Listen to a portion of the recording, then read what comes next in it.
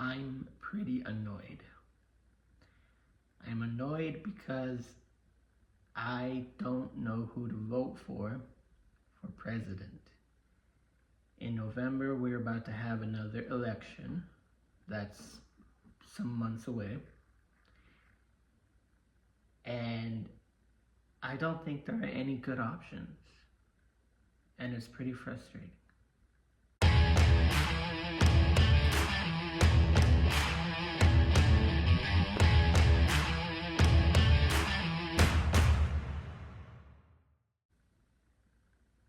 The default option for me is voting for the Republican, just because that is the party that I generally agree with.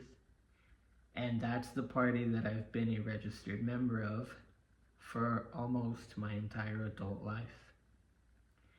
And when they had John McCain on the ballot in 2008, I was not a huge fan, but I would have voted for him.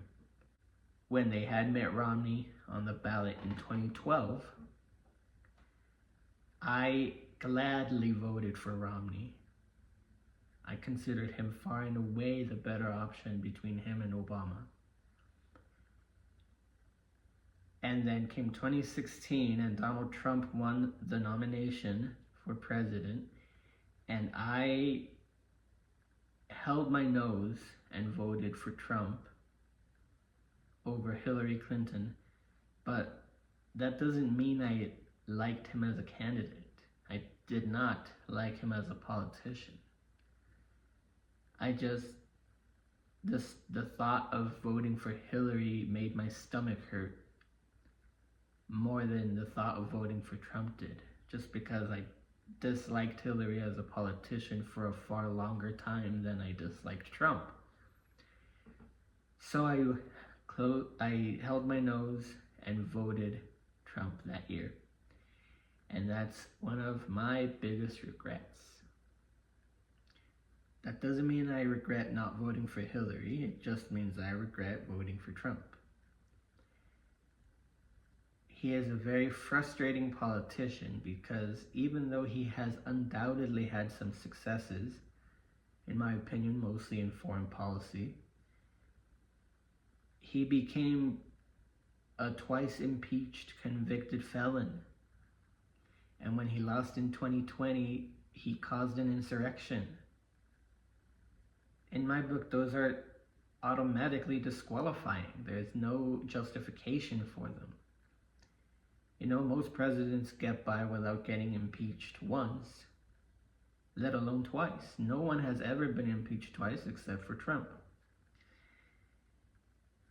And so in 2020, when it was Trump versus Joe Biden, I wrote in Mitt Romney, the guy I supported in 2008, the guy I voted for in 2012, the guy that I wished had run in 2016, and the guy that in 2020 was the junior senator of Utah.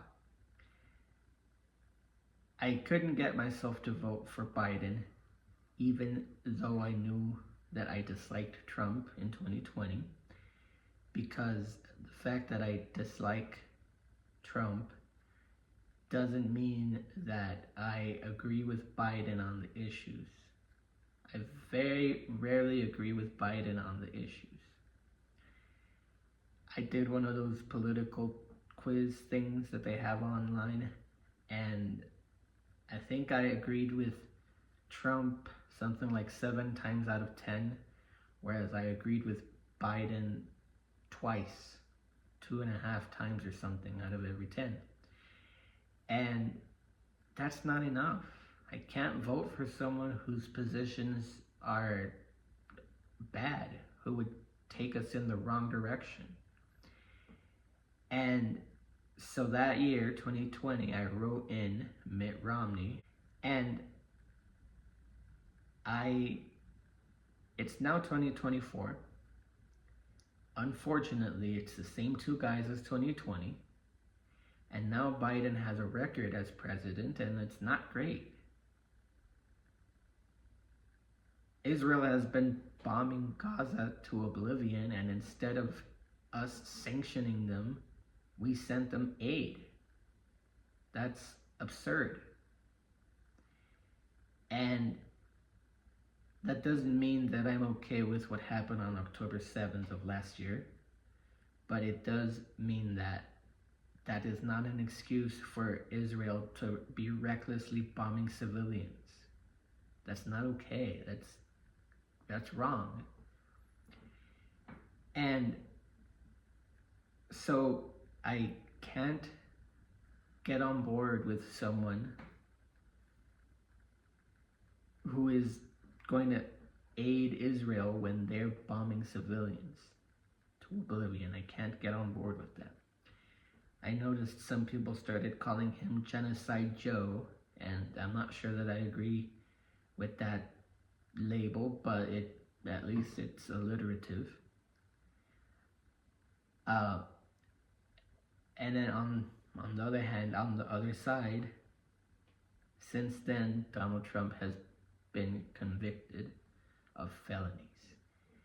On top of being twice impeached, he's a convicted felon. It should go without saying that I am not going to vote for a convicted felon for president. So that rules him out automatically. On top of that, I started disliking his foreign policy. I loved his foreign policy the first time around, but this time he started talking about how if our NATO allies don't pay their dues, if they're quote-unquote delinquent, that he's going to not protect them in the event of an attack. That is the stupidest foreign policy I've ever heard. That is wholly reckless to the point of it being disqualifying. Even if he wasn't twice impeached, even if he wasn't a convicted felon, having such an atrocious foreign policy is disqualifying. You know, NATO exists for a reason. We've had peace for the last 75 years because of institutions like NATO, because of institutions that were created after World War II as guardrails to prevent World War III. And leaving NATO sends a terrible signal to our allies that America can't be trusted. That is a horrendous policy, and I must say I miss the Donald Trump foreign policy of the first time around. But this time around, it's just not doable. I can't vote for the Republican because he is the worst politician I've ever seen or heard of. And I can't vote for the Democrat because I just simply don't agree with Joe Biden on much. The only thing I can think of off the top of my head that I agree with him wholeheartedly about is that Russia needs to be sanctioned to destruction. That's about it. I am glad that we impose sanctions on Russia as punishment for their invasion of Ukraine. And the only thing he did wrong there is that they didn't go far enough, quickly enough, and early enough. There should have been no time allowed for Russia to adapt to those sanctions. They should have been disconnected from SWIFT entirely from the beginning. But that's not how it went. But I digress. The point is, I don't agree with Biden on anything major except for that. And that's not enough. I can't vote for someone I don't support. I can't vote for someone I don't agree with. And so who does that leave? Third-party candidates or writing someone in again. And I'm very annoyed about it. I hope that in 2028 we stop nominating fossils for president. We need someone who is undoubtedly of sound mind and who we don't have to wonder if he's sharp as a tack. Someone mainstream, someone boring, someone who would bring back normalcy. Or at least someone who's not a convicted felon.